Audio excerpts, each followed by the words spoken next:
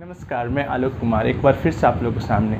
मैं उम्मीद करता हूं कि आप बहुत अच्छे हैं। आज हम बात करने वाले हैं भारत में राष्ट्रवाद। ये मैं बता दूं आपको कि 10वीं कक्षा का ये सेकंड अध्याय है और मैट्रिक एग्जामिनेशन के पॉइंट ऑफ व्यू से यह चैप्टर बहुत ही महत्वपूर्ण है, क्योंकि इस चैप्टर से लगभग 3 या 4 क्वेश्चंस आते हैं। तो आज हम लोग इस चैप्टर के पहले भाग को हम देखते हैं और हम जानने का प्रयास करते हैं कि जो भारत में राष्ट्रवाद था वो कैसे आया। एक चीज़ मैं आपको बता दूं यहाँ पर कि इस चैप्टर को हम लोगों ने 3 भागों में बांटा है और पहले भाग में हम पढ़ेंगे इसके बारे में कि पहला विश्व युद्ध, खिलाफत और असहयोग। फिर इसके बाद इसमें हम पढ़ेंगे सत्याग्रह का विचार, फिर इसमें जालियांवाला एक्ट और इसके बाद असहयोग और खिलाफत आंदोलन के बारे में देखेंगे और इसके क्या क्या कार्यक्रम थे उस पर हम चलते हैं पहले इसके पृष्ठभूमि पर और हम देखने का प्रयास करते हैं कि भारत में राष्ट्रवाद क्या है। तो मैं बता दूं आपको कि आपको याद होगा कि 9वीं कक्षा में ये पहला चैप्टर है फ्रांसीसी और उसमें जो मध्यकालीन विश्व की जो रूपरेखा थी उसे दर्शाया गया है और उसके बाद उसमें ये दिखाया गया था कि किस तरह से जो यूरोपीय साम्राज्य थे, जो अलग अलग जो क्षेत्र थे, अलग अलग जो लोग थे, वो किस प्रकार से वहाँ रहते थे और किस तरह से वो सत्ता के लिए या फिर अपने साम्राज्य का वो विस्तार करते थे।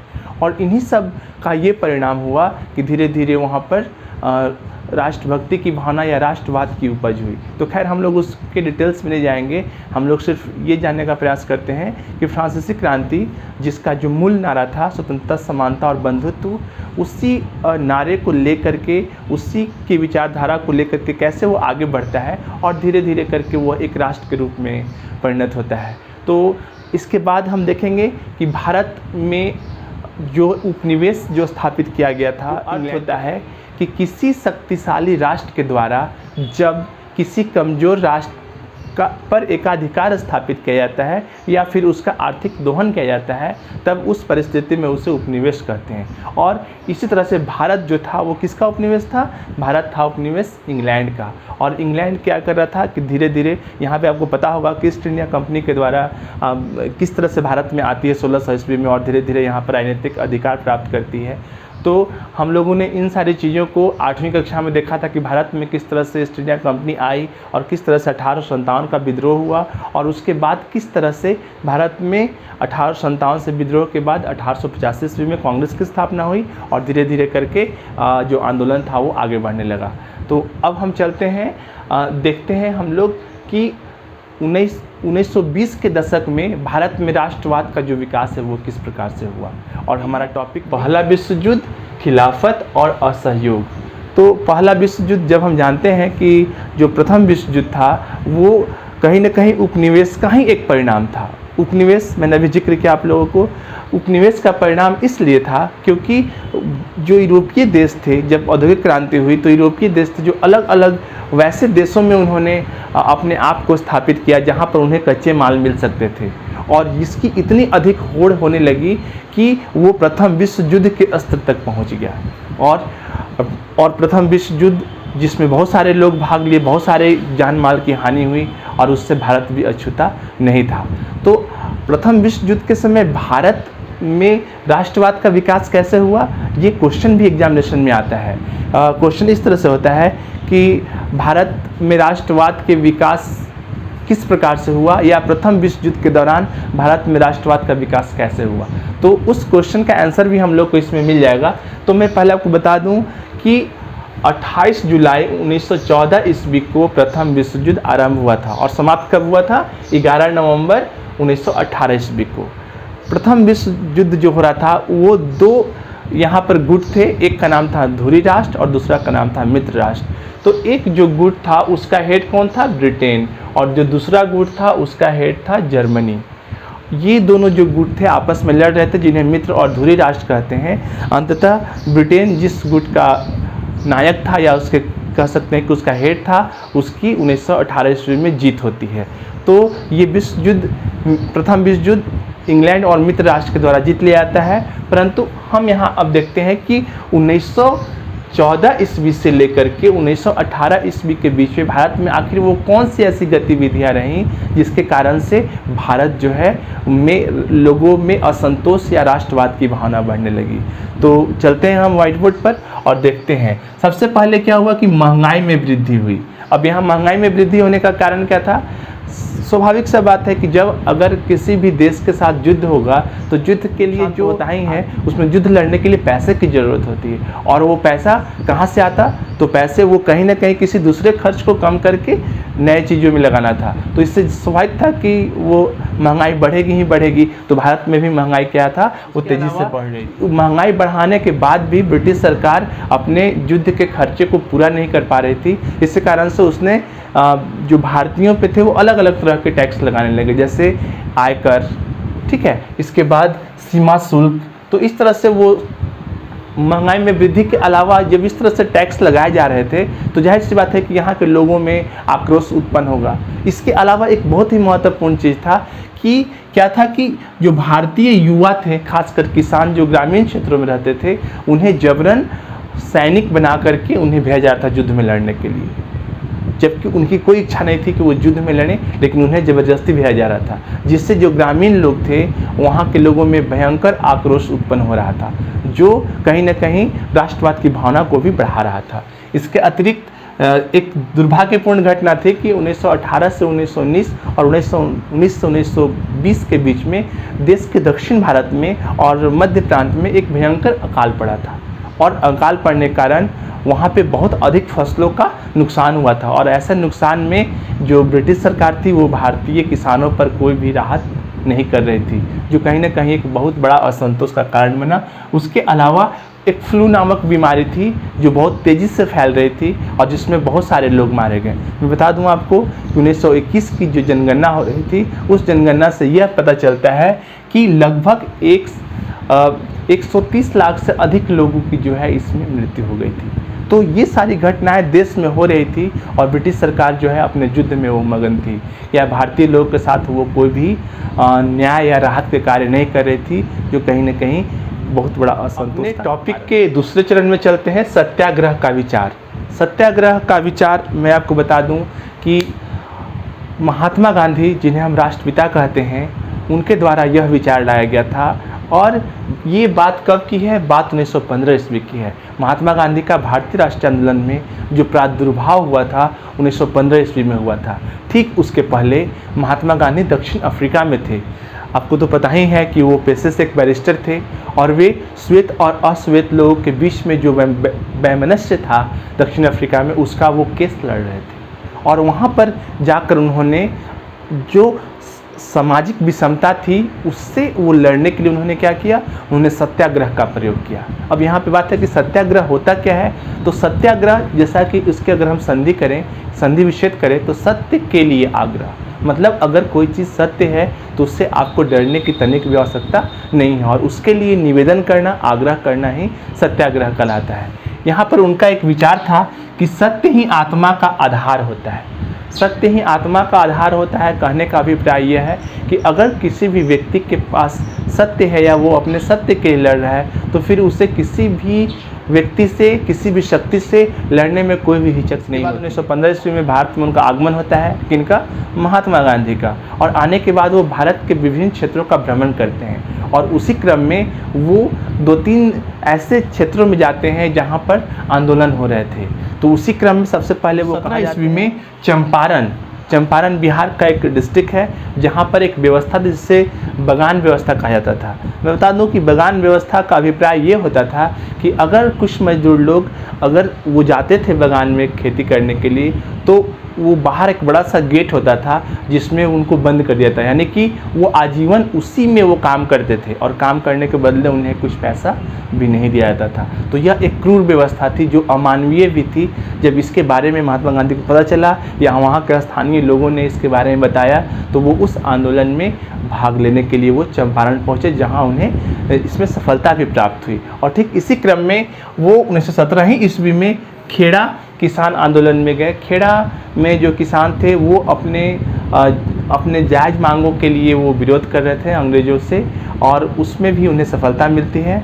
और इसके अलावा वो जो थे एक और जगह गए थे जहाँ 1918 ईस्वी में अहमदाबाद सूती मिल, वहाँ के लोग जो है अपने वेतन के वृद्धि के लिए मांग कर रहे थे। और इन क्षेत्रों में जहाँ जहाँ महात्मा गांधी गए वहाँ उन्हें अपार सफलता मिली और उन्हें लोकप्रियता भी मिली। यहाँ तक कि जो भारतीय किसान थे, जो ग्रामीण थे, वो उन्हें किसी दैवी पुरुष के रूप में उनकी तुलना करने लगे कि जब गांधी जी रहते हैं तो समस्याएं खुद। इसी समय 1918 और 1919 ईस्वी के बीच में भारत में एक घटना होती है जिससे कहा जाता है Rowlatt act. Yes, Rowlatt act. Rowlatt act एक ऐसा कानून था ब्रिटिश सरकार ने पास किया था जिसमें किसी भी व्यक्ति को बिना किसी कसूर के, या भी कह सकते हैं कि संदेह के आधार पर किसी भी व्यक्ति को अरेस्ट कर लिया जाता था, यानी गिरफ्तार कर लिया जाता था और उसे 2 वर्षों की सज़ा दी जाती थी, उसमें मुकदमा चला जाता। भारत के इतिहास में इसे काला कानून भी कहा जाता है। इसके बारे में कहा जाता है कि नो वकील, नो अपील, नो दलील, तो इससे काला कानून की संज्ञा दी जाती है। मैं बता दूं आपको कि मैट्रिक की परीक्षा में आता है शॉर्ट नोट्स लिखने के लिए कि रॉलेट एक्ट क्या है, इसके बारे में, कि रॉलेट एक्ट की जो घटना होती है उसके बाद क्या होता है। तो जैसे ही रॉलेट एक्ट लाया जाता है उसके बाद महात्मा गांधी के द्वारा यह डिसाइड किया जाता है कि हम लोग इसका विरोध करेंगे। और उसी क्रम में वो क्या करते हैं, 6 अप्रैल को कोशिश करते हैं, या उनकी योजना होती है कि 6 अप्रैल को वो पूरे देश में प्रदर्शन करेंगे, विरोध प्रदर्शन करेंगे। ठीक है, तो 6 अप्रैल को गांधी जी के द्वारा व्यापक विद्रोह की योजना बनाई जाती है। और इसके बाद 10 अप्रैल को जब ये विरोध हो रहा था तो 10 अप्रैल को अमृतसर एक पंजाब का जगह है, वहाँ पर कुछ लोग शांतिपूर्ण तरीके से इस जो एक्ट जो था उसका वो विरोध कर रहे थे। यहीं पे मैं बता दूं आपको कि यहाँ पर 2 स्थानीय नेता थे, इनका नाम था डॉक्टर सत्यपाल और किचलू, इन दोनों को गिरफ्तार भी कर लिया था। और इसी क्रम में 10 अप्रैल को एक जो भीड़ थी उस पर गोली चला दिया जाता है, जिससे वहाँ के लोगों में काफ़ी रोष उत्पन्न होता है और महात्मा गांधी को अमृतसर आने पर रोक भी लगा दिया था, उन्हें बीच में ही रोक दिया जाता है। तो इस प्रकार से जो रॉलेट एक्ट का जो प्रभाव ये हुआ कि पूरे देश में अफरा तफरी का माहौल हो गया और कहीं ना कहीं लोग जो है उससे काफ़ी प्रभावित होते, कहीं ना कहीं उनके मौलिक अधिकारों को छीना जा रहा था। तो हम इस प्रकार से देखते हैं कि जब ये हुआ 10 अप्रैल को जो घटना हुई उसके बाद अमृतसर में जो स्थानीय नेता जो थे उनको छुड़ाने के, या जो उनको गिरफ्तार किया गया था उसी के विरोध में 13 अप्रैल 1919 ईस्वी को अमृतसर में एक जगह था जालियांवाला बाग। जी हाँ, मैं बात कर रहा हूँ जालियांवाला बाग हत्याकांड के बारे में, जिससे भारतीय इतिहास की सबसे बड़ी त्रासदी माना जाता है। तो 13 अप्रैल 1919 ईस्वी को पंजाब के अमृतसर में जो जालियांवाला बाग जगह था वहाँ पर एक इत्तेफाक से उस दिन बैसाखी का पर्व भी था, तो बैसाखी देखने लोग आ रहे थे। और वहीं पर उसी जालियांवाला बाग में एक इस तरह का उसका स्ट्रक्चर था जिसमें एक साइड एंट्रेंस था दिया हुआ और बाकी जो है ये बड़ा सा बाग था, तो उसके एक कॉर्नर पर लोग विरोध जुलूस कर रहे थे। ठीक है, जब विरोध और जुलूस हो रहा था उसी के समय जनरल डायर जो वहाँ के सुप्रिंटेंडेंट ऑफ पुलिस थे उनके द्वारा क्या किया जाता है कि यहाँ पर आकर घेर लिया जाता है और अंधाधुंध गोलियाँ चलाई जाती हैं, जिसमें 1000 से अधिक बड़े बूढ़े बच्चे वो सारे के सारे उसमें मारे जाते हैं। यह एक भारतीय इतिहास की बहुत ही ऐसी घटना थी जिसे याद करने से आज भी हमारी आंखें नम हो जाती हैं और अंग्रेज़ों की क्रूरता का इससे तैयार कर रही थी। इसी क्रम में जब प्रथम विश्व युद्ध समाप्त होता है उस समय एक देश है जिसका नाम है तुर्की, वहाँ पर एक धर्म गुरु होते हैं जिन्हें खलीफा कहा जाता था। जी हाँ, मैं बात कर रहा हूँ अब खिलाफत आंदोलन के बारे में। खिलाफत आंदोलन के बारे में ये था कि जो तुर्की जो था वो इंग्लैंड के विरुद्ध खड़ा था युद्ध में, और वहाँ पर जो धार्मिक गुरु थे मुसलमानों के जिन्हें खलीफा कहा जाता था उनको क्या किया जाता है कि उनके सारी शक्तियों को छीन लिया जाता है, जिससे ऐसा महसूस होता है मुसलमानों को कि वो कहीं ना कहीं उनके धार्मिक आस्था पर चोट कर रहे हैं, जो ये कहीं ना कहीं ये राजनीतिक और धार्मिक रूप से उन पर प्रहार किया जा रहा है। इसी के विरोध में विश्व के जितने सारे मुसलमान थे उनके द्वारा क्या किया गया, विरोध किया गया। और उसी क्रम में भारत के जो 2 युवा मुसलमान नेता थे, एक का नाम था मोहम्मद अली और दूसरा शौकत अली, ये 2 लोग जो थे वो खलीफा के पद के पुनर्स्थापना के लिए भारत में भी खिलाफत आंदोलन आरंभ करते हैं, जिसे खिलाफत आंदोलन कहा जाता है। तो महात्मा गांधी जब रॉलेट एक्ट की जो घटना हुई और उसके बाद जो जलियांवाला बाग हत्याकांड हुआ, उसके बाद उनके मन में आया कि हम लोगों ने बहुत ही सहयोग किया अंग्रेज़ों का, अब संभव नहीं है कि हम लोग इनका सहयोग करें। इसलिए सबसे पहले वो क्या किए कि लोगों को एकजुट करना शुरू किया, आरंभ किया। और उसी क्रम में वो किससे मिले, वो जो अली बंधु थे, शौकत अली और मोहम्मद अली, उनसे मिलकर उन्होंने कहा कि आप आंदोलन आरंभ कर रहे हैं तो हम लोग का भी सहयोग आपके साथ होगा और क्यों ना हम लोग मिल करके आंदोलन को आरंभ करें। और बाद में महात्मा गांधी के द्वारा एक आंदोलन आरंभ किया गया जिसे कहा गया असहयोग आंदोलन। अब यहाँ सवाल उठता है कि असहयोग ही क्यों, ठीक है, तो असहयोग ही क्यों, इस पर मैं बता दूं आपको कि महात्मा गांधी के द्वारा कब 1909 ईस्वी में एक किताब लिखी गई थी जिसका नाम था हिंद स्वराज। क्या नाम था?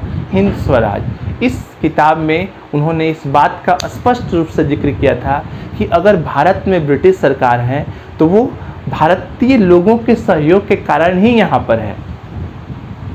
उसी को जिक्र करते हुए उन्होंने ये कहा कि अगर हम लोग अगर अंग्रेज़ों का सहयोग करना बंद कर दें तब बहुत आसान होगा कि वो यहाँ से चले जाएं या उन्हें हम लोग यहाँ से बाहर भगा सकते हैं।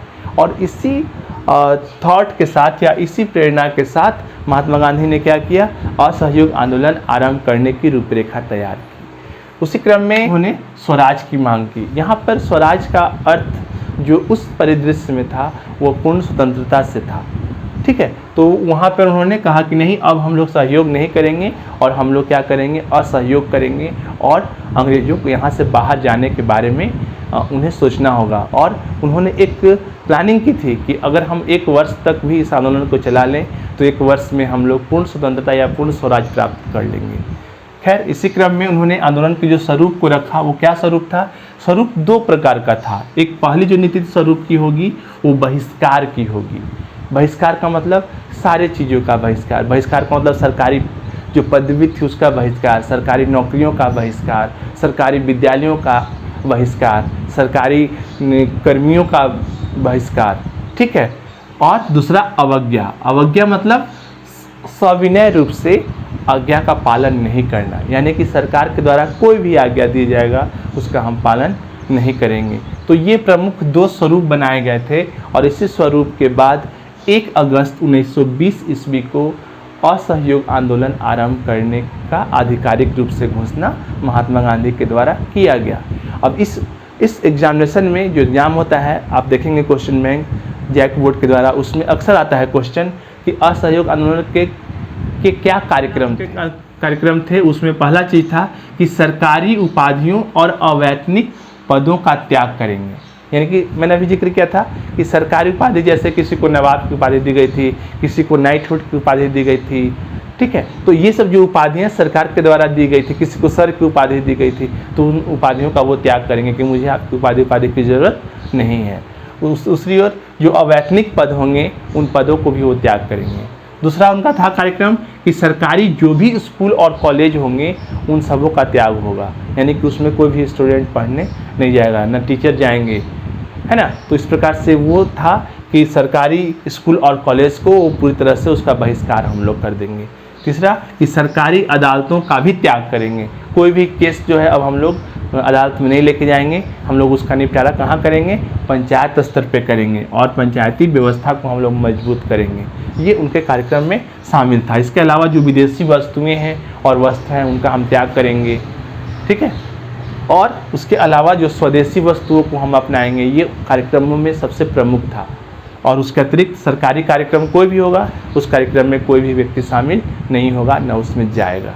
इसी प्रकार फौजी, क्लर्क और मजदूरी करने के लिए जो लोग विदेश में जाते हैं उसमें कोई भी भर्ती में शामिल नहीं होगा।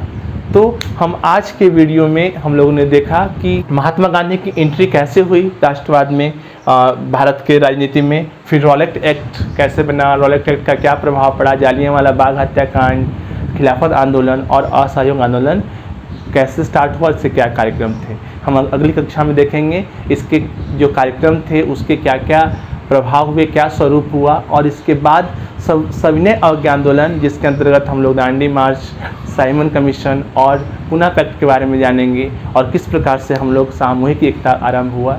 तो हम फिर अगले वीडियो में मिलते हैं आप लोगों से। मुझे उम्मीद है कि आप लोग को ये वीडियो अच्छा लगा होगा। अगर अच्छा लगे ज़रूर लाइक और शेयर करें।